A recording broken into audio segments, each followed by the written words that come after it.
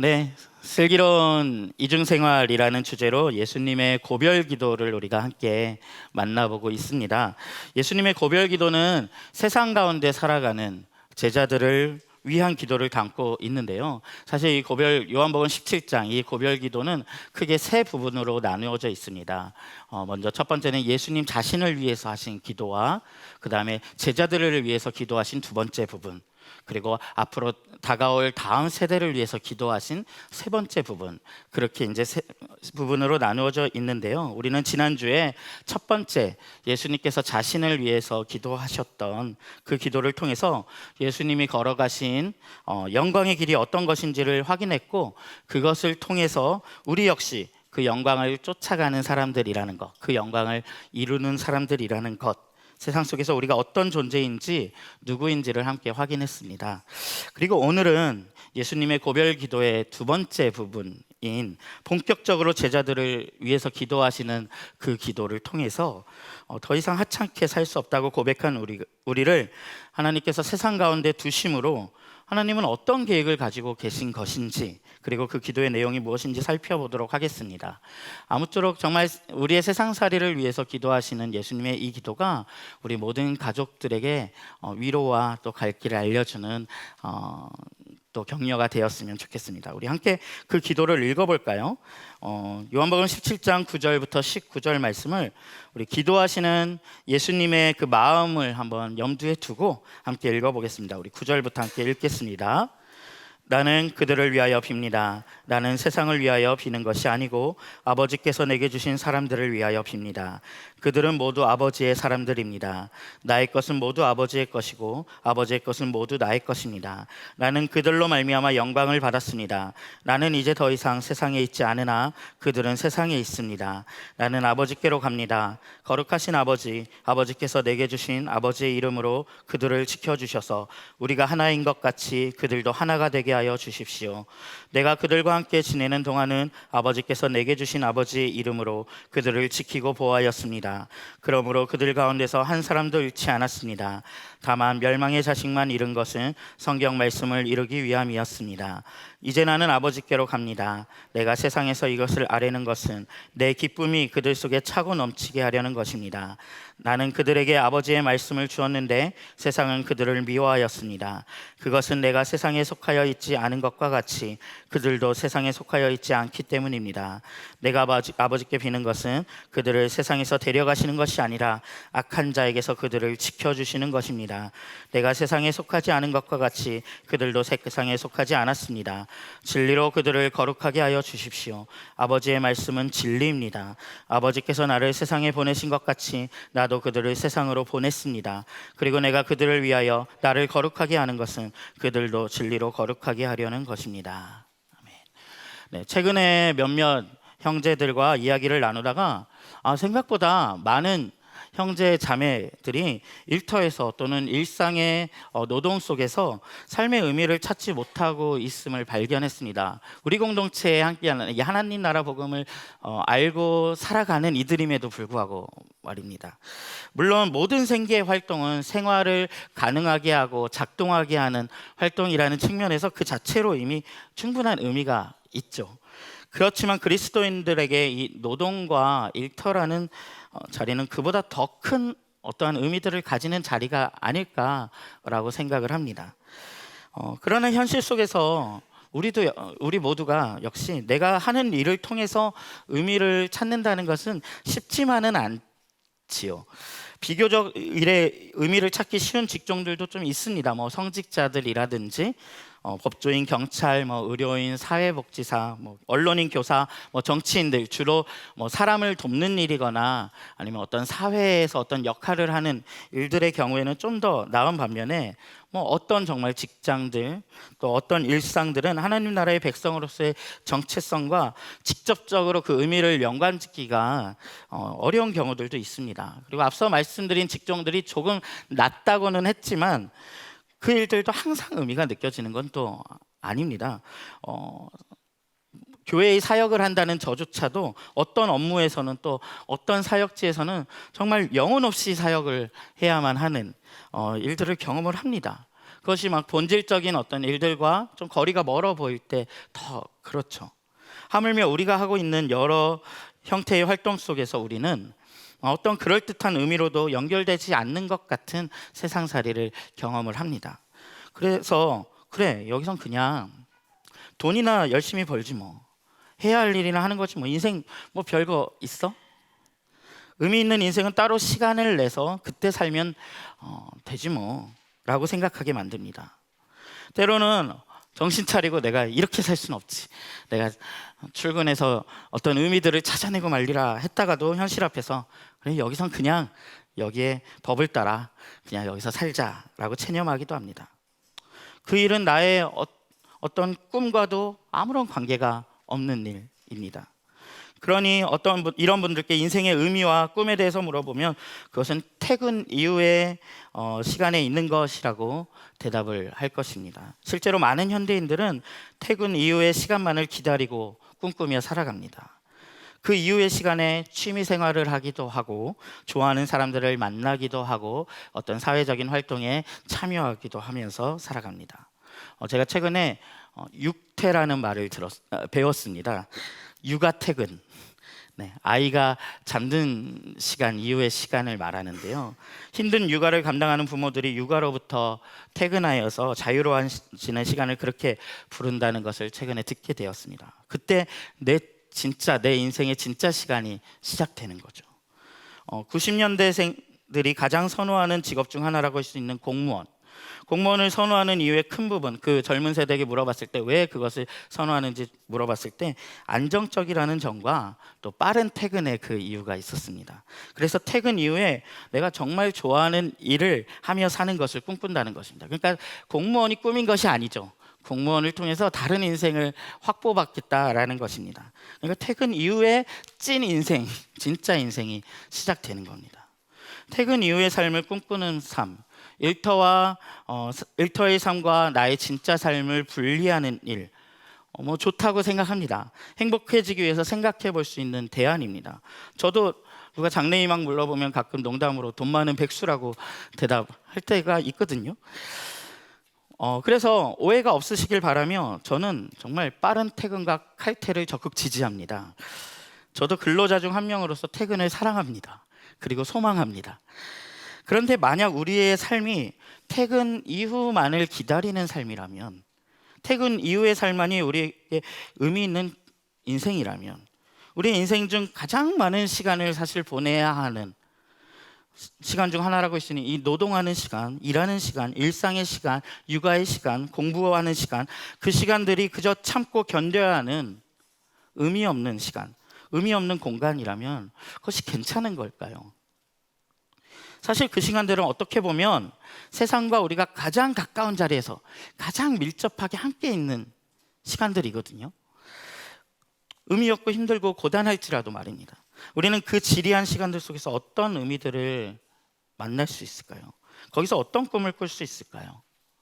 예수님께서는 9절에 나는 그들을 위하여 빕니다 라는 말로써 제자들을 위한 기도를 시작하십니다. 제자들을 위한 기도의 첫 번째 기도는 세상 속에 살아가는 그들의 현실과 실존에 대한 것이었습니다. 마치 퇴근하지 못한 나의 삶의 현장을 위해서, 그 나를 위해서 기도하시듯이 말입니다. 그래서 11절 말씀은 오늘 살펴볼 제자들을 위한 예수님의 기도에 지도와 같은 역할을 하는 구절인데요. 11절 이하의 구절들에 대한 요약이 마치 11절에 나와 있는 것 같습니다. 그 11절 한번 같이 읽어볼까요? 같이 읽겠습니다. 시작. 나는 이제 더 이상 세상에 있지 않으나 그들은 세상에 있습니다. 나는 아버지께로 갑니다. 거룩하신 아버지께서 내게 주신 아버지 이름으로 그들을 지켜주셔서 우리가 하나인 것 같이 그들도 하나가 되게 하여 주십시오. 네, 11절의 이 순서에 따라서 이후의 기도의 내용들이 구체적으로 앞으로 이제 소개되게 되는데요. 이 순서를 따라 이 제자들을 위해서 예수님께서 어떻게 기도하셨는지, 세상을 살아가는 세상 속에서 오늘을 살아가는 우리들을 향한 기도, 어떤 기도가 예수님으로부터 올려졌는지를 우리 함께 살펴보도록 하겠습니다. 예수님은 이 기도를 시작하시며 11절에서 지금 살펴보신 대로 나는 이제 더 이상 세상에 있지 않으나 그들은 세상에 있습니다 라는 말로 세상 속에 남겨진, 제자들의 상황을 고백하십니다. 이 기도를 읽고 있는 요한복음의 청중들, 요한복음을 들었던, 요한복음을 읽었던 청중들이 처했던 상황들을 살펴보는 것이 이 본문을 좀 더 실감나게 이해하는 데 도움이 될 것 같습니다.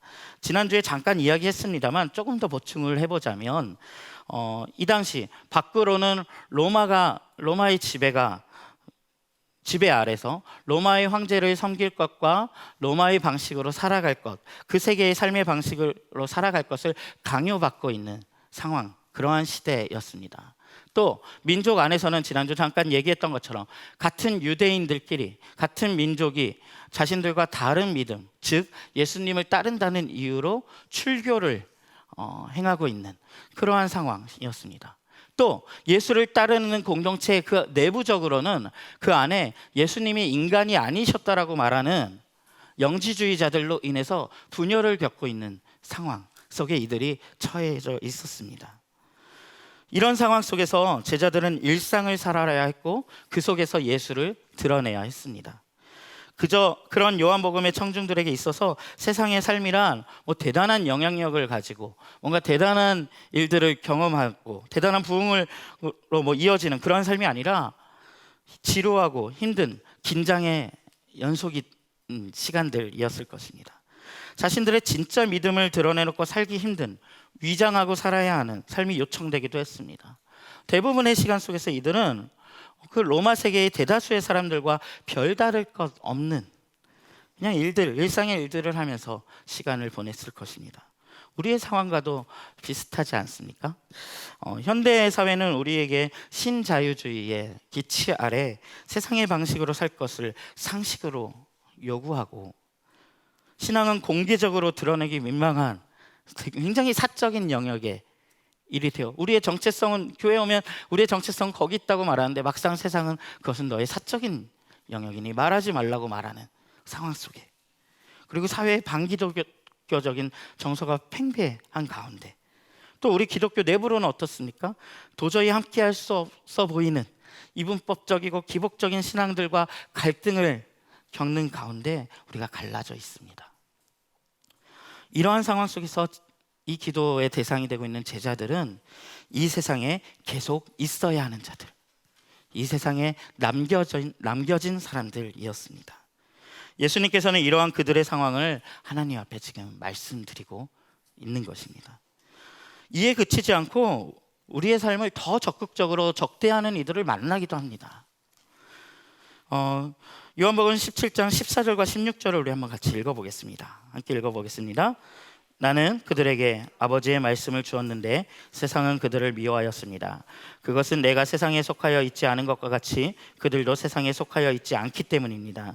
16절입니다. 내가 세상에 속하지 않은 것과 같이 그들도 세상에 속하지 않았습니다. 미움을 왜 받죠? 세상에 속하지 않았기 때문에. 다르게 살아가는 삶은 영광스럽기도 하지만 이 다름으로 인해서 미움을 수반하기도 합니다. 즉, 이 미움받음은 이중생활의 필연적인 결과이기도 하다는 것입니다. 우리 시대의 이 미움이란 단순히 핍박받고 박해만을 얘기하는 것이 아니라 세상으로부터 공감받지 못함, 이해받지 못함을 포함하는 말인 것 같습니다. 즉, 세상은 우리의 삶의 가치를 제대로 평가하지 못할 것입니다. 여러분, 그러한 기대가 있으셨다면 버리시기 바랍니다. 이 세상 속에서 혹시 내가 이 세상 가운데 내가 나를 증명하려고 했는데, 내가 얼마나 대단한지, 나의 능력을, 나의 존재감을, 내가 사람들의 부러움의 대상이 되고 싶었는데 라고 그런 일들을 혹시 꿈꾸셨을까요? 혹시 그런 바람이 있으셨다면 아쉽지만 조금 접어두시는 게 좋을 것 같습니다. 우리가 가려는 길은 그들이 박수치는 길과는 조금 다를 것입니다. 예수님은 14절에서 나는 그들에게 아버지의 말씀을 주었는데 라고 말씀하고 계십니다. 여러분, 이 예수님께서 주신 아버지의 말씀으로 인해서, 이 말씀으로 인해서 우리는 영원히 그들과 같아질 수 없는 상태가 되어버렸습니다. 영원히 같아질 수 없는 차이가 만들어져 버렸습니다. 우리는 더 이상 우리를 기쁘게 하지 않는 것을 우리가 기뻐할 수 있습니까? 우린 그럴 수 없게 된 사람들입니다. 이 진리를 알지 못하는 이들이 하는 칭찬에 우쭐해질 수가 없게 되어버린 사람들입니다. 반대로 세상의 많은 사람들에게는 실망스럽고 그래서 힘들 수 있는 일들이 어떤 때 우리에게는 영향을 안 줄 수도 있는 일들이 일어납니다. 욕구가 건강해진다는 것은 바로 이런 현상을 의미합니다. 여러분, 목표와 목적을 헷갈리지 마시기 바랍니다. 우리가 누구이며 어디에 소속되어 있고 우리의 삶의 본질이 무엇인지 끊임없이 기억하시기 바랍니다. 그래서 내가 지금 뭘 고민해야 하는지, 무엇에는 힘들어하지 않아도 되는 것인지 잘 바라보시기 바랍니다. 세상은 우리를 미워하겠지만 우리는 그러한 평가를 개의치 않는 상태에 이미 계신 분들도 있으실 거고 그러한 상태가 되어갈 것입니다. 이러한 우리의 상태를 하나님 앞에 아뢰고 계신 예수님께서 반복하는 말들을 한번 주목해 보시기 바랍니다. 예수님이 오늘 기도 가운데 뭐라고 하시냐면요, 자신의 상태를 나는 이제 더 이상 세상 가운데 있지 않으나, 또 이제 나는 아버지께로 갑니다, 또 내가 세상에 속하여 있지 않은 것과 같이, 이러한 말들을 반복해서 하십니다. 이 말들은 예수께서 이미 우리의 고달픔, 그 세상살이의 고달픔을 먼저 걸어가셨고 먼저 경험하셨다는 것, 그것을 그리고 다 걸어가셨다는 것을 의미합니다. 예수님도 역시 그 걸어가시기 힘든 길을 앞두고 어떻게 하셨죠? 씨름하시고 기도하시고 그 길을 걸어가게 수 있는 힘을 달라고 구하시기도 하셨습니다. 또 어떤 일들이, 세상살이 가운데 어떠한 일들을 보시며 마음 아파하시기도 하셨고 눈물을 흘리시기도 하셨습니다. 여러분, 또 예수님은 목수의 아들로서, 즉 목수의 아들이란 건 목수라는 의미입니다. 이 유대사에서 그 목수로서 우리와 같은 노동의 자리에 서 있기도 하셨습니다. 예수님께서는 세상의 그 무의미성, 그 부조리함이 뭔지 아시는 분이십니다. 매 순간마다 적대감을 마주치셔야 했던 삶을 사셨습니다. 그 고달픔을 아시기에 세상에 이제 남겨지는 제자들을 더욱 깊이 생각하고 계십니다. 예수님은 그렇게 이중 정체성을 가지고 이 땅을 살아가는 본을 보이셨고 우리는 그 예수님을 따라가는 제자들입니다. 그래서 예수님은 세상의 미움을 받으셨고 죽으셨고 다시 사심으로 영광을 얻으셨습니다. 그리고 앞으로 제자들이 겪게 될 그 현실을 이제는 하나님 앞에 맡겨드리며 우리의 형편에 대해서 정직하게 기도하고 계신 것입니다. 그런데 정말 여러분, 우리의 이중생활은 이렇게 걱정하고 염려해야 할 만큼 그렇게 고달프기만 합니까? 이러한 무의미함과 적대감 속에서 계속 살아간다면 우리가 이 이중생활을 끝까지 걸어갈 수 있을까요? 세상 속에서 다른 정체성을 살아간다는 것, 그것이 두려움 말고 다른 어떤 것을 우리에게 선사할 수 있을까요? 예수님께서는 이제 그 이중생활, 정말 즐거운 이중생활을 위해서 어디를 바라봐야 할지 정확하게 알고 계셨습니다. 11절에서 나는 이제 더 이상 세상에 있지 않으나 그들은 세상에 있습니다, 나는 아버지께로 갑니다 라고 기도하신 후에 뭐라고 하시나요? 거룩하신 아버지 라는 말로써 아버지 하나님을 붙잡습니다. 그러니까 세상의 한복판에서 예수님은 거룩하신 아버지를 붙잡는 기도를 지금 드리고 계신 것입니다. 그럼 우리는 때로는 홀로 있는 것 같고 어떤 이해도 못 받는 것 같지만 때로는 우리의 방식이 미련한 것 같기도 하고 위기를 맞이하는 것 같기도 합니다. 그때 우리는 거룩하신 아버지 앞에 서 있어야 합니다. 그것이 이 세상에 남겨지고 때로는 미움까지 받는 우리가 안전할 수 있는 유일한 길입니다. 거룩하시다는 것, 거룩하신 아버지, 거룩하시다는 것은 이 세상 어느 것과도 같지 않은 하나님의 탁월함을 말해줍니다. 2018년에 출판되어서 인기 있었던 책 중에 하마터면 열심히 살 뻔했다라는 책이 있습니다. 제목이 굉장히 인사이트가 확 느껴지는 그런 책이죠. 그 책을 읽다 보면 현대인들의 힐링 코드가 뭔지를 조금 알 수 있는데요. 한 대목에 이런 내용이 있습니다. 열정은 셀프다라는 내용인데요. 열정이 셀프라는 게 무슨 말일까요? 열정은 남들이 만들어주는 게 아닌 내 마음이 움직여야 진짜 열정이라는 것입니다. 그런데 우리 대부분은 조작된 열정에 매달린다. 그래서 우리는 세상이 정해놓은 게임을 한다. 그게 무슨 게임인지도 사실 모른다. 돈을 많이 버는 게임인지, 내가 출세해서 간부가 되는 게임인지, 안 잘리고 생존하는 게임인지 잘 모른다. 그럼에도 불구하고 우리는 어딘가에 우리의 열정을 증명하려고 산다. 그래서 이 글의 결론은, 그러니 나의 열정을 그런 남들이 말하는 열정에 쓰지 말고 나의 열정을 나를 위해서 써라 라는 이야기입니다. 나로 귀결되는. 여러분, 이 책이 말하고 있는, 이 한 대목에서 말하고 있는 바는 이 답 없는 인생에 대한 일종의 솔루션을 제안하고 있는 것입니다. 저도 저 문제의식에 동의합니다만 여러분, 이것으로 충분합니까? 나를 위해 열정을 쏟는 인생이면 여러분 만족하시겠습니까? 저는 그렇지 않을 것 같은데요. 우리가 우리 자신을 위해 정말로 스스로 도움이 되는 일을 할 수 있습니까? 우리가 나 자신을 내가 스스로 이롭게 할 수 있습니까? 인생을 살아보시면 정말 그러시던가요? 세상의 한가운데서 부르는 그 거룩하신 아버지, 세상을 초월하여 계신 의로우신 아버지, 탁월하신 아버지, 만일 여러분 우리를 이롭게 할 수 있습니다. 우리에게 좋은 것이 무엇인지를 아시는 분이시며 우리에게 그것을 실제로 주실 수 있는 분이십니다.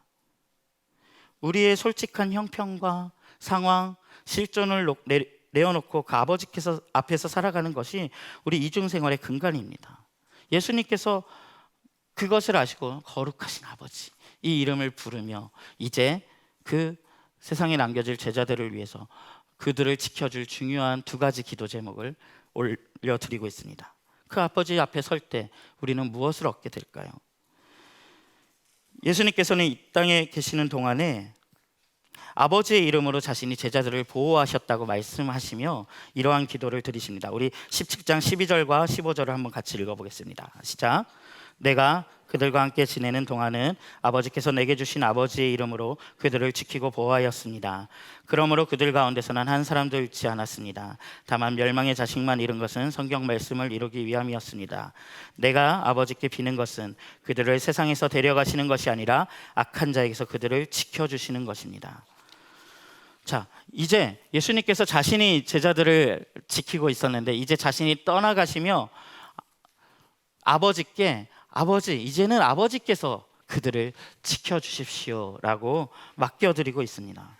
예수님의 믿음은, 지금 이 기도를 드리는 예수님의 믿음은 뭔가요? 하나님께서 이 세상을 살아가는 우리를 능히 지키실 힘도 뜻도 있다는 것입니다. 15절에 보면 예수님의 기도의 내용이 흥미롭습니다.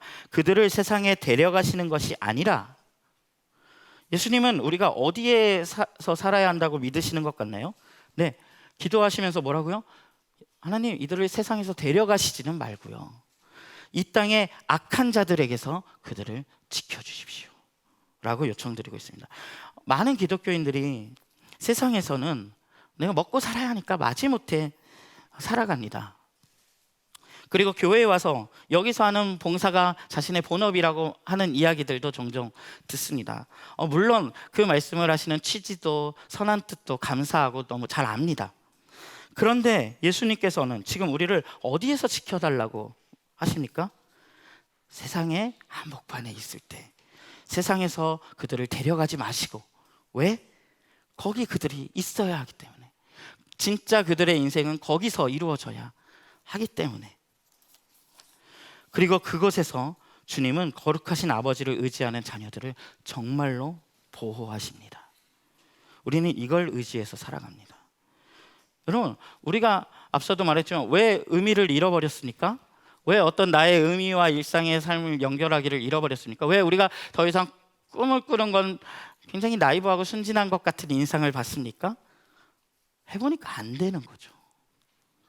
살아보니 내가 뭐 하고 싶은 일을 할 수 있는 것도 아니고, 어떤 일들이 좋아 보여서 시작했는데 어떤 일이든 막상 해봐야 안다고, 그 현장을 경험해봐야 안다고 생각했던 그런 일들이 아님을 반복적으로 경험하게 되고, 실제로 제 지인들 중에서도 뭐 우리가 잘 아는 구호단체들, 뭐 월드비전이나 뭐 국제기아대책본부 같은 가장 의미를 찾기 쉬워 보이는 일들, 그런 곳에서 일하시는 분들조차 그곳에서 생각했던 이상과 너무 다른 삶으로 인해서 힘들어하는 모습들을 자주 봅니다.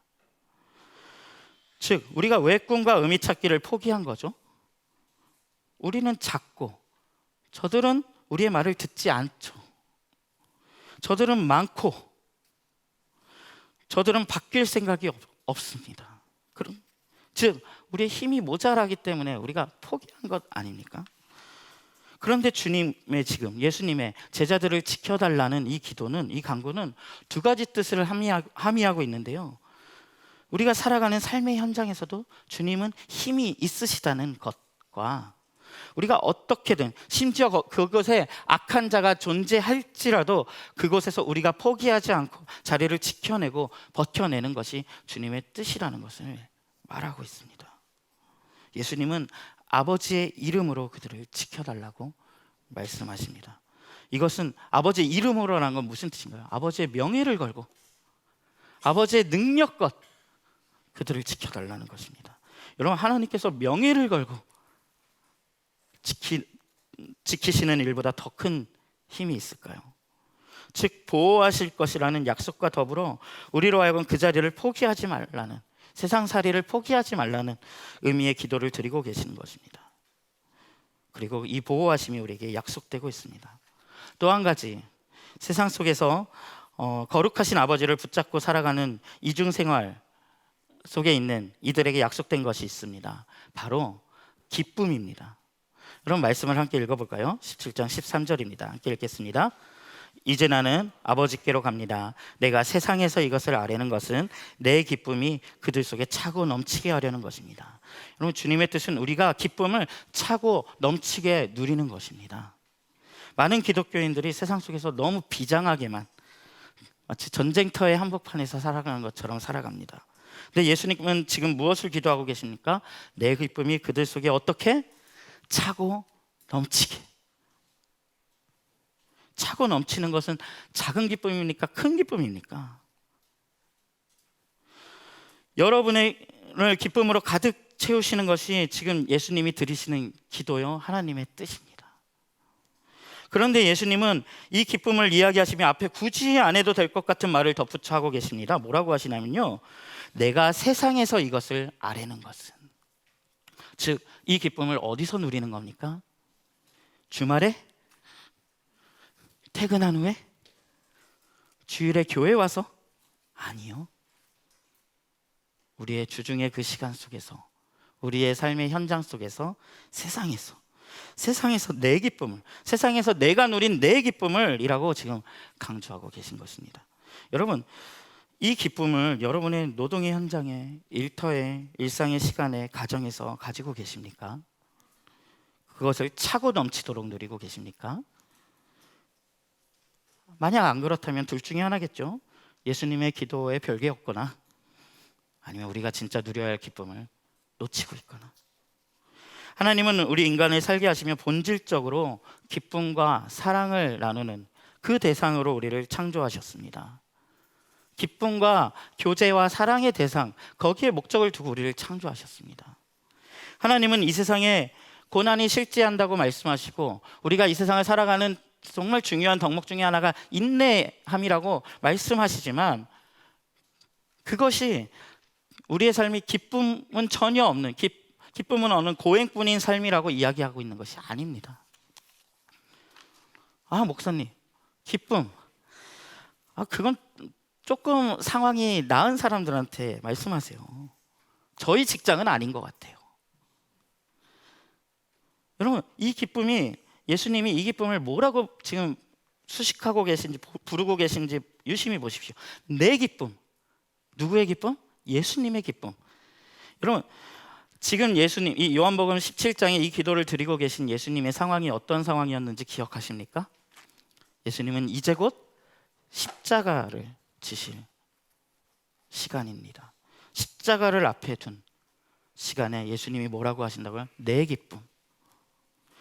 여러분들의 상황 속에 이것보다 심각한 상황을 겪고 계신 분이 있으십니까? 아무리 힘든 일상도 우리를 십자가에 못 박진 않잖아요. 무엇의 기쁨을 느끼는가? 이것은 인생에서 너무나도 중요한 문제이자 우리 인생의 질의 차이를 만드는 중요한 요소입니다. 여러분은 무엇에서 기쁨을 느끼십니까?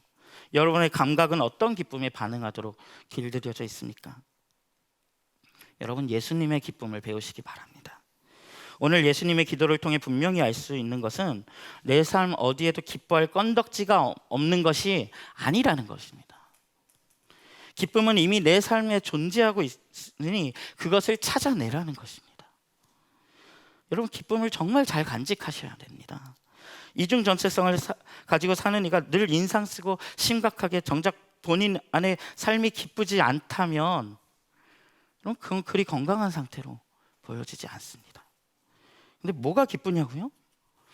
요한복음에서 보여지는 예수님의 기쁨은 크게 두 가지 정도 측면으로 보여집니다. 이 기쁨이라는 단어가 사용된 것을 보면 세례 요한이 한 번은 내가 신랑의 음성을 듣는 신부의 기쁨을 가지고 있다라고 표현한 적도 있고요.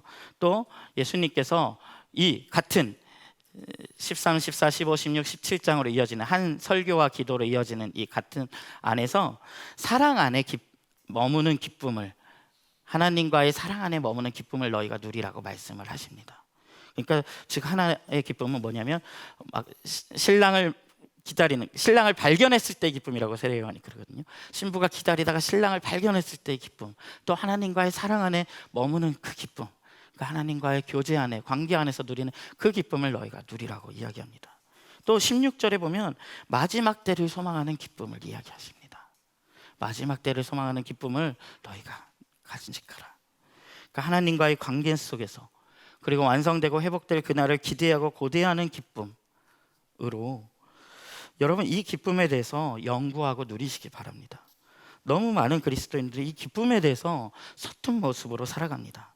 그럼 김영국 목사님이 쓰신 기쁨이라는 책 있지요. 그 책도 내용이 얼마나 좋은지 모릅니다. 생각보다 우리 많은 가족들이 그 책을 보지 못하셨더라고요. 이야기를 나눠보면 워크북도 그 안에 잘 되어 있고요. 가정교회 안에서 또 결 안에서 풍산기 외에도 그 책으로도 짝을 지어서 같이 활용하시고 나눔도 가지시고 탐구하시면 참 좋을 것 같다라는 생각이 듭니다. 이 기쁨을 차고 넘치도록 꼭 누리시고 소유하시기를 소망합니다. 예수님이 우리가 이 세상 속에서 누려야 할 이 기쁨을 위해서 지금 기도하셨습니다. 우리에겐 이 기쁨이 약속되어 있습니다. 기쁘시죠? 네. 이 기쁨을 약속하는데 너무 심각하셔서 여기까지 오면 눈치채신 분들이 계시겠지만 예수님의 한 가지 확고한 생각을 우리는 알 수 있습니다. 예수님은 우리가 있어야 할 자리가, 반복해서 우리가 있어야 할 자리가 세상 속이라고 확실하게 분명하게 지금 계속해서 표현하고 계신 것입니다. 그곳에서 우리를 지키시기 위해 하나님의 보호하심도, 예수님의 그 기쁨도 필요한 것입니다. 그래서 사실 우리는 세상에 남겨진 것이 아니라 정확하게는 세상에 보내어진 것입니다. 아까 11절에만 해도 우리가 읽을 때 나는 이제 더 이상 세상에 있지 않으나 그들은 세상에 있습니다 라고 말씀하셔서 뭔가 뉘앙스가 세상에 남겨진 것 같은 느낌이었는데 18절로 기도가 내려오면 분위기가 완전히 다름을 알 수 있습니다. 우리 한번 읽어볼까요? 18절 말씀 읽어보겠습니다. 시작. 아버지께서 나를 세상에 보내신 것과 같이 나도 그들을 세상으로 보냈습니다. 세상으로 보냈습니다. 하나님께서 예수님을 이 땅에 왜 보내셨죠? 심심하셔서? 그냥 보내시진 않으셨죠? 예수님은 이 우주의 운명을 바꿀 엄청난 미션을 가지고 이 땅으로 보냄을 받으셨습니다. 그런데 방금 여러분이 뭘 읽으셨는지 아십니까? 예수님이 뭐라고 하십니까? 아버지께서 그렇게 나를 보내신 것 같이 그것처럼 나도 그들을, 누구를? 제자들을, 누구를? 요한복음을 읽고 있는 청중들을, 누구를? 이 설교를 듣고 있는 오늘 여러분들을 내가 세상으로 보냈습니다. 누가 보냈다고요? 예수님이 여러분을 세상을 향해, 예수님이 이 땅에 오신 것과 꼭 똑같이 여러분을 보냈다는 것입니다. 우리가 왜 세상 가운데 살아야 합니까? 그냥 태어났으니까? 먹고는 살아야겠으니까? 엄마가 집에서 노는 꼴은 못 보니까? 아니요. 목적이 있어서. 예수님께서 이 땅에 오셔야 했던 것처럼 우리에게도 그런 목적이 있어서 이 세상에 남겨진 것이 아니라 이 세상에 보내어진 것이라는 사실을 잊지 마십시오. 거기에 너무 중요한 목적이 있기 때문에 주님은 우리를 보호하셔야 되고 우리가 기쁨을 잃지 않도록 지켜주셔야 하는 것입니다. 즉 우리는 이미 하나님 나라 복음을 아는, 하나님의 계획하심이 있다는 것을 우리는 이미 아는 자들이기 때문에 하나님께서 가지고 계신 이 우주를 배경으로 한 이 우주 완전 회복 프로젝트에 있는 그 계획의 꿈, 그 꿈을 나에게, 여러분에게 맡기시며 우리를 이 땅에 보내셨다라는 것입니다. 여러분, 우리는 주님의 꿈을 맡은 자들입니다. 우리 한번 같이 고백해 볼까요? 우리는 주님의 꿈을 맡은 자들입니다. 네, 꿈이 없다고요? 많은 어른들께 꿈을 물어보면 특별한 꿈은 없어요. 저는 현실주의자라서 그 꿈 같은 거 그렇게 막 얘기하고 안 그래요. 아니요, 주님은 주님의 꿈을 여러분에게 맡기셨습니다. 여러분은 이미 그 꿈을 부여받은 사람들이십니다. 여러분의 일터, 가정, 학교, 학원, 별거 아닌 재미도 없는 뭐 그런 장소들 같으시죠?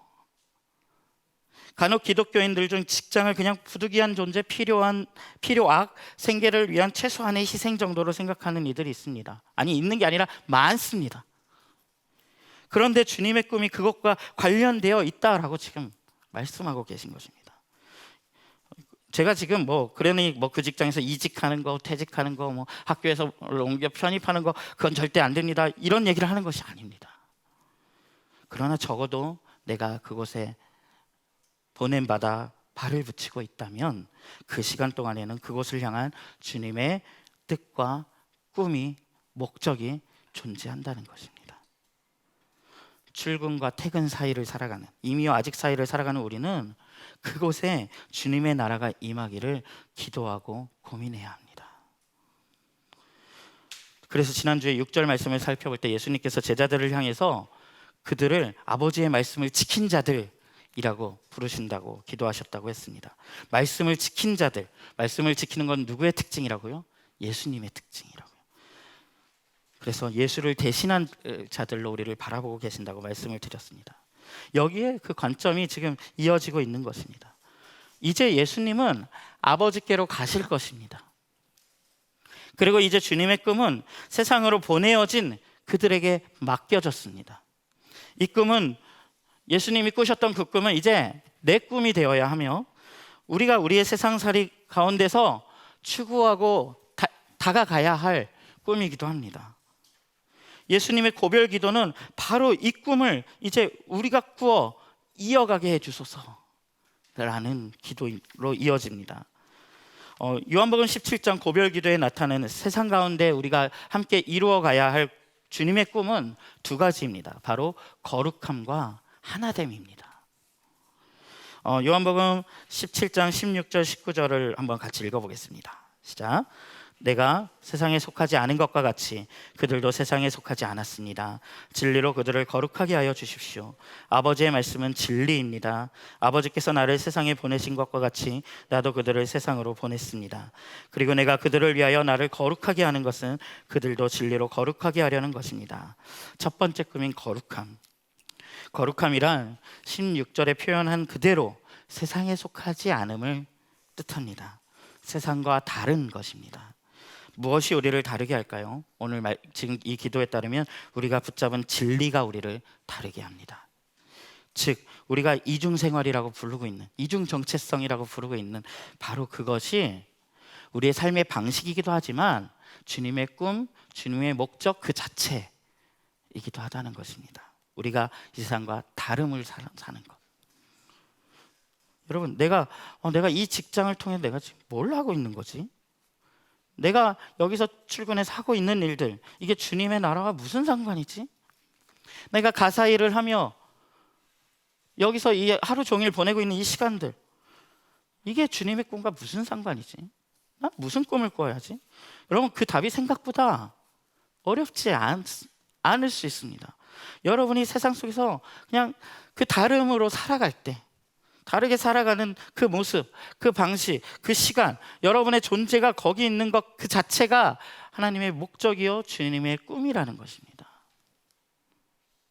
몇 년 전에 청년들과 이런 일터에 대한 공부와 토론을 하다가 우리가 어떻게 일터에서 다르게 살아갈 수 있을까를 나누는데 청년들이 딱 듣고 먼저 고민한 다음에 꺼낸 저는 이중생활이라면 이런 것 같아요 하면서 한 말들이 뭐였냐면 뭐 볼펜에 말씀을 새기겠다, 뭐 이런 정도 수준에 불과했던 기억이 있습니다. 많은 기독교인들이 다름이라는 것에서 그런 것들을 떠올리는 수준에 머물곤 합니다. 그런데 우리가 이미 확인하고 있는 대로 이 진리를 받아들임으로 인해 우리에게 어떤 일이 일어났습니까? 존재의 다름, 가치가 달라짐, 선택의 기준의 다름, 우선순위의 다름, 그로 인한 삶의 방향성의 다름, 타인을 바라보는 관점의 다름, 이러한 것들이 세상의 주님을 드러냅니다. 19절에 기도하시기를 내가 나를 거룩하게 하오니 제자들도 거룩함을 얻게 하시기 위해서라고 말씀하십니다. 여러분, 여기서 이 장면에서 예수님께서 나를 거룩하게 하신다는 건 예수님이 십자가를 지신다는 것을 의미하거든요. 십자가를 지심으로 거룩해지시는 걸 의미합니다. 그런데 나를 거룩하게 했는데 거기서 끝나지 않고 그들도라고 말씀하십니다. 즉 자신을 모델로서 예수님이 말씀하고 계신 바는 제자들도 그 십자가를 지고 자신을 따라오게 해주십시오. 이 말씀에 순종하게 해주십시오. 이 순종의 삶을 살게 해주십시오 라고 기도하고 계신 것입니다. 흔히 저 같은 이제 전문 사역자들을 보고 퇴근이 없다고 말을 해요. 다른 직업에 비해 뭐 이렇게 삶과 어떤 노동의 경계가 좀 애매모호한 면이 있는 거죠. 근데 여러분 이거 아십니까? 여러분들이 그리스도인이시라면 여러분의 삶도 마찬가지십니다. 네. 제가 뭐 전문 사역자라서 억울해서 이런 말씀을 드리는 게 아니라 여러분, 그리스도인이라는 정체성에 퇴근이 있습니까? 그것이 우리의 정체성이고 부르심이고 우리가 실제로 하고 있는 일이라면 우리의 일의 본질이라고 할 수 있는 그 거룩을 퇴근 후에 내가 이루고 출근해서는 있는 동안은 버릴 수 있습니까? 또는 그 반대일 수 있습니까? 우리는 그것이 어디든 언제이든 우리의 거룩함을 드러내야 합니다. 난 세상과 다른 방식으로 살아감을, 다른 기반 위에 살아감을 드러내야 합니다. 그 삶의 방식 자체가 주님의 꿈이요, 그 거룩함을 드러내는 삶이 주님의 꿈을 이뤄가는 인생입니다. 요한복음 17장에서 가장 강조되어 나타나는 또 하나의 주님의 꿈이 있다면 바로 우리가 위임받은 두 번째 살펴볼 꿈인 하나됨입니다. 함께 말씀을 살펴볼까요? 우리 11절 말씀과 21절부터 23절 말씀을 우리 한번 같이 쭉 이어서 읽어보겠습니다. 시작. 우리가 하나인 것 같이 그들도 하나가 되게 하여 주십시오. 아버지께서 내 안에 계시고 내가 아버지 안에 있는 것과 같이 그들도 하나가 되어서 우리 안에 있게 하여 주십시오. 그래서 아버지께서 나를 보내셨다는 것을 세상이 믿게 하여 주십시오. 나는 아버지께서 내게 주신 영광을 그들에게 주었습니다. 그것은 우리가 하나인 것과 같이 그들도 하나가 되게 하려는 것입니다. 내가 그들 안에 있고 아버지께서 내 안에 계신 것은 그들이 완전히 하나가 되게 하려는 것입니다. 그것은 또 아버지께서 나를 보내셨다는 것과 아버지께서 나를 사랑하신 것과 같이 그들도 사랑하셨다는 것을 세상이 알게 하려는 것입니다. 사실 어쩌면 이 얘기를 하기 위해 여기까지 지금 이야기를 달려온 것인지도 모릅니다. 하나님께는요 참 오래된 꿈이 하나 있으신데 그것을 오늘 우리는 하나됨이라고 부를 것입니다. 이 하나됨은 두 가지 차원이 있는데 하나는 한 분이신 하나님과 우리가 연결되는 것이고 다른 차원은 우리 서로가 연결되는 것입니다. 이 연결됨은 하나님 나라의 궁극적인 비전이며 우리가 회복된 모습이기도 합니다. 그래서 예수님께서는 여기서 하나됨을 위해 기도하시며 새로운 꿈을 지금 창조해서 독창적으로 말씀하고 계신 것이 아니라 하나님 나라의 본래의 꿈을 이야기하고 기도하고 우리가 그것을 이루기를 기도하고 계신 것입니다. 그래서 성경의 예언서들, 구약의 예언서들을 보면 이 하나됨을 자주 꿈으로 이야기합니다. 특히 에스겔서 37장과 같은 데 보면은 한 목자이신 하나님과 연결되는 일, 그리고 나라와 나라가 하나가 되는 일, 이러한 것들이 동시에 하나님 나라의 비전으로 보여집니다. 그래서 복음서에서는 또 이러한 꿈을 이야기합니다. 산은 낮아지고 골짜기는 메워지는 그 간격, 높고 깊었던 그 간격이 없어져서 하나가 되는 그러한 꿈들을 이야기하기도 합니다. 그런데 사실 세상은 이 하나됨을 싫어합니다. 그래서 우리가 만약에 하나됨을 우리의 꿈으로 삼는다면 우리는 세상에 대해서 도발하는 것이요, 세상을 전복하겠다는 꿈을 꾸는 것입니다. 세상은 뭘 좋아합니까? 세상은 계층을 나누려고 합니다. 나는 그들과 다른 존재라고 주장하고 싶어 하고요. 그래서 그렇게 열심히 힘을 모으고 권력을 추구하고 돈을 모으고 지배체제를 유지하려고 합니다. 하나됨은 이것을 뒤집는 꿈입니다. 이것이 어떻게 가능할까요? 하나됨을 먼저 맛보아야 합니다. 11절에 뭐라고 하십니까? 우리가 하나인 것 같이 라고 말씀하심으로써 하나님과 아들의 관계가 그 모델임을 알려주고 계십니다. 21절에도 아버지께서 내 안에 계시고 내가 아버지 안에 있는 것과 같이 그들도 하나가 되어서 우리 안에 있게 하여 주시옵소서. 22절에도 우리가 하나인 것과 같이 그들도 하나가 되게 라고 말하고 계십니다. 즉 그 모델을 본 후에 그것을 직접 경험하라는 것입니다. 이 말씀을 여러분 지금 이 기도를 듣고 있는, 이 기도에 함께하고 있는 제자들의 이 시점을 한번 우리가 생각해 봐야 하는데요. 우리가 만나고 있는 이 요한복음 17장이라는 고별기도는 아까 잠깐 말씀드렸던 것처럼 요한복음은요, 구조가 1장부터 12장까지 시간이 쭉 흐르다가 13장에 갑자기 시간이 멈춥니다. 그래서 이 13장부터 17장까지 한 자리에서 일어나는 한 사건만을 다루고 있거든요. 거기서 고별 설교를 하시고 지금 발표하고 있는 고별 기도를 하고 있는 긴 내용이 갑자기 시간이 멈춰서서 거기서 진행됩니다. 그래서 지금 이 고별 기도를 하고 있는 17장은 13장부터 이어지고 있는 내용의 연장이거든요. 그런데 이 13장에 어떤 내용이 있냐면 예수님께서 제자들과 마지막 자리를 가지시면서 예수님이 처음으로 하신 일이 뭐냐면 제자들의 발을 씻겨주는 거였습니다. 유대 사회에서 발을 씻겨준다는 건 종됨을 고백하는 것인데, 종의 정체성을 드러내는 것인데, 예수님께서 제자들의 발을 다 씻겨준 다음에 그 시간에 지금 내가 아버지와 하나인 것 같이 너희도 이 하나됨을 이루라고 말씀하고 계신 겁니다. 여러분, 제자들의 어떤 감정과 어떤 느낌을 가졌을지 조금 한번 헤아려 보시기 바랍니다. 이 하나됨으로 내가 너희를 사랑한 것 같이 너희가 세상에 나가서 사랑하라고 말씀하시는 것입니다. 이들은 예수님과 함께 이 하나됨을 계속 경험하며 배우고 연습한 사람들이었습니다. 여러분, 제자들의 구성을 한번 생각해 보십시오. 여러분, 세리, 친로마적인 민족의 반역자인 그 세리가 예수님의 제자의 무리에 있었던 반면에 열심당, 이 민족주의적인 열심으로 내가 세상을 뒤엎고 힘으로 이 세상을 뒤집겠다, 이스라엘을 독립시키겠다라고 말하는 열심당이 또 그 제자 공동체에 있는 공동체, 그들의 본래 삶의 전에는 하나됨이 불가능한 자리였습니다. 그런데 예수님과 그들이 함께하는 동안에 아버지 안에 거하는 법을 경험했고 또 서로에 대해서 보복하지 않는 이 평화의 사랑의 방식을 배운 자들이 바로 그 지금 여기 있는 예수님의 공동체였습니다. 우리는 어디서 이런 것들을 배울 수 있습니까? 바로 우리 예배 공동체와 가정교회와 결이 그러한 장소들입니다. 우리는 예배 공동체와 가정교회와 결을 통해서 하나님께 예배하는 법을 배웁니다.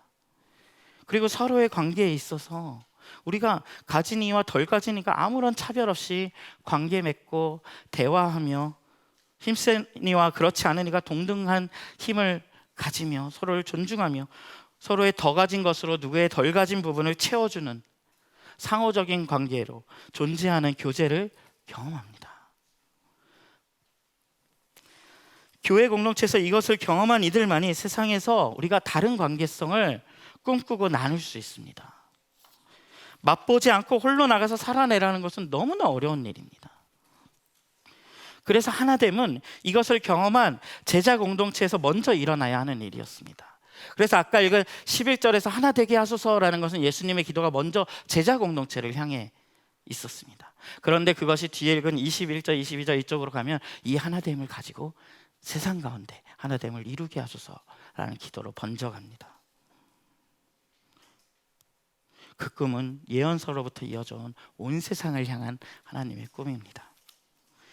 다시 한번 설명하면 하나됨은 아버지와 아들이 서로 사랑하며 아버지 아들이 사랑을 하셔요. 그 사랑이 흘러넘침으로 인해서 그 사랑의 제자들이 그 사랑 안에 들어오게 되는 겁니다. 그런데 그 제자들이 아버지와 또 제자들이 서로 사랑함이 또 흘러넘쳐서 그 사랑 안으로 온 세상 저 세상 밖에 있는 이들을 초대하게 됩니다. 그 온 세상에 하나님을 경험하게 됩니다. 그래서 우리 자신이 먼저 아버지 안에 거하며 하나됨을 경험하지 못하면 우리는 우리 옆에 있는 이들과도 하나됨을 경험할 수 없습니다.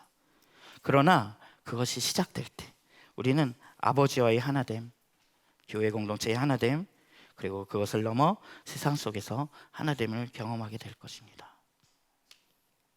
이것이 바로 예수가 기도하고 계신 꿈, 하나님 나라의 하나됨의 꿈입니다.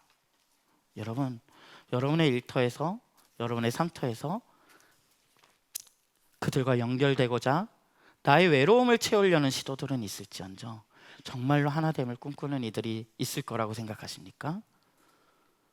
여러분만이 그것을 꿈꾸실 수 있습니다. 오늘 아침에도 한 사랑하는 사역자께서 아침에 그런 나눔을 해주셨어요. 교회로 걸어오시면서 이렇게 터벅터벅 걸어오시면서 삶이 이렇게 혼자 걷는 거구나 라는 생각이 드셨다고. 그러다가 아침에 이제 저희 사역자들이 함께 예배하고 기도하는 자리에서 혼자가 아니구나 라고 생각하셨다는 이야기를 나누었습니다. 여러분, 오늘 이 시대에 얼마나 많은 사람들이 혼자 걸어가고 있습니까? 그때 자신의 득실을 따지지 않고 내 삶에 진짜 관심을 가지고 내 삶을 정말 긍휼히 여겨주며 손을 내미는 이들이 내 옆에 있다면 그것이 어떻게 의미 없다고 말할 수 있겠습니까? 여러분들은 여전히 답이 없어 보이는 일터와 가정, 어떤 삶의 현장을 떠올리며 너무 먼 얘기인 것, 하나 되면 너무 먼 얘기인 것 같습니다. 그 경쟁의 세상 속에서, 서로 음해하기 바쁜 세상 속에서 내가 살아남지 않으면 내가 떨려나는 이 세상 속에서 그건 너무 먼 얘기인 것 같습니다. 느끼실지도 모르겠습니다. 그래서 어떤 분들은 실제로 요한복음 27장을 가리키면서 기도할 필요가 없다. 예수님의 기도조차 응답이 안 됐다. 봐라, 이 세상이 아직도 하나 되지 않았다. 교회조차 하나 되지 않았다 라고 농담처럼 말하기도 합니다. 여러분, 기억하셔야 할 것은 이 하나됨의 마지막 특성은, 이 하나됨은 우리 손에서 다 완성되는 것이 아니라는 것입니다. 이 하나됨은 점진적으로 일어납니다. 완성을 향해 갑니다. 온 세상이 하나 되는 일은 주님이 오시는 마지막 날에 이르러서 완성될 것입니다. 우리가 속한 직장, 학교, 가정들에서도 마찬가지입니다. 그곳에 완전한 하나됨을 가져오는 것이 우리의 목표가 아님을 기억하시기 바랍니다. 그저 한 발짝 더 하나 되는 것을 목표로 삼으시기 바랍니다. 예수님께서 요한복음에서 십자가에 달리실 때 하신 말씀이 있습니다. 다 이루었다. 아니, 예수님이 정말 다 이루셨나요? 지금 오늘 기도만 봐도 세상에 남겨두시며 그들에게 꿈을 막 맡기시고 계시잖아요. 본인이 할 일은 다 이루셨죠. 나머지 몫을 세상에 남겨진 제자들에게 맡기시면서 말씀입니다. 우리의 하나됨의 사역도 우리의 손에서 다음 사람의 손을 거쳐 그렇게 빚어져 갈 것입니다. 그러니 우리는 오늘 벽돌 하나를 쌓아야 합니다. 그 꿈의 끝은 주님의 손에서 이루어질 것입니다. 완성은 언제나 하나님께서 하시는 것입니다. 지금 예수님은 이 땅을 떠나시며 기도로 뭐라고 하신 겁니까? 사실 이 일은 이제 아버지의 일입니다 라고 말씀하심으로써 아버지께 그 임무를 넘겨드리고 있는 것입니다. 우리는 완성하는 자가 아닙니다. 우리의 하는 일들이 열매를 맺지 못한다고 하여도 그것은 헛되지 않습니다. 그러니 열매를 계산하지 마시고 연결됨을 시도하시기 바랍니다. 사랑하기를 시도하시기 바랍니다. 요즘 저희 처남도 우리 교회 청년부에 소속되어 있거든요. 처남이 이제 사회생활을 하면서 이제 그 현장들을 막 이제 살아내면서 또 우리 교회 안에서 하나님 나라 복음에 대한 이야기를 들으면서 하나님 나라 안에 속한 자로서 이중 정체성을 가지고 살아가는 것에 대해서 고민을 굉장히 많이 하더라고요. 그러면서 한 번은 고민을 이야기하기를 세상 속에서 너무 계란으로 바위치기를 하는 것 같은 느낌이다라는 고민을 털어놓은 모양입니다. 그 말을 들은 누나가, 제 아내죠, 이렇게 대답했습니다. 아니, 네가 계란인 게 무슨 상관이야? 무슨 뜻입니까? 우리는 계란으로 바위를 칠 뿐이고 그 결과는 주님께 달린 것인데, 내가 계란이고 그것이 바위라는 것이, 그 사실을 네가 왜 고민하느냐? 라는 이야기였습니다. 이 멋진 대답을 하고 자신도 이 대답이 마음에 들었는지 이 얘기를 소개할 때 꼭 자기가 한 거라고 말해달라고 해서 그렇게 얘기를 한 겁니다. 자, 거룩과 하나됨이라는 꿈의 특징을 생각해 보시죠. 이 거룩과 하나됨이라는 것은, 이 주님의 꿈, 이 두 가지는 오직 세상 속에서 이루어질 수밖에 없습니다. 왜요? 거룩이 뭐라고요? 세상과 구분되는 거, 세상에 속하지 않는 거, 세상과 다른 거, 세상과 다른 진리를 붙잡는 거. 이 모든 말은 세상의 존재를 전제로 하고 있습니다. 그럼 하나됨 역시 온 세상을 향해 열려 있는 초대입니다. 그래서 우리는 주님이 맡기신 꿈을 이루기 위해 먼저 세상 안에 존재해야만 합니다. 여러분, 교회라는 공동체, 교회는 좋은 터 위에 세워지는, 좋은 터를 골라서 세워지는 것이 아니라는 말이 있습니다. 교회는 공기 좋고 터 좋고 한적한 터를 잡아 생기는 것이 아니라 그냥 사람들이 왔다 갔다 하는, 사람들이 살아가는 그곳에 그냥 세워지는 것이라고, 세상의 한복판에 세워지는 것이라고 이야기를 합니다. 우리도 마찬가지입니다. 우리가 이 땅에서 우리가 살아가기에 좋은 무릉도원을 찾아서 사는 것이 아닙니다. 우리 각자도 세상 한가운데 심겨진 것입니다. 우리에게 필요한 거룩함은 그래서 완벽함, 온전한 이상적인 것이 아니라 그저 그냥 어울리는 것, 그냥 그 안에 존재하는 것입니다. 그런 의미에서 우리가 선 모든 자리가 부르심의 자리입니다. 여러분, 그래서 여러분이 오늘 서신 그 자리, 출근하거나 등교하거나 외출하거나 가정에서 일어나거나, 그 자리는 결코 무의미한 자리들이 아닙니다. 그리고 결코 의미를 발견하기 어렵지도 않습니다. 꿈을 꾸시기 바랍니다. 그곳에서 거룩함과 하나됨을 꿈꾸시고 드러내십시오. 퇴근을 꿈꾸던 인생이 새로운 꿈을 꾸고 의미를 발견하는 놀라운 변화를 놓치지 마시기 바랍니다. 여러분이 오늘 서신 그 자리에서 주님의 꿈을 이뤄가시는 놀랍고 감격스러운 일이 꼭 일어나기를 소망합니다. 그곳에 주님의 보호하심과 기쁨이 함께할 것입니다. 네, 우리 1분간 침묵하시겠습니다.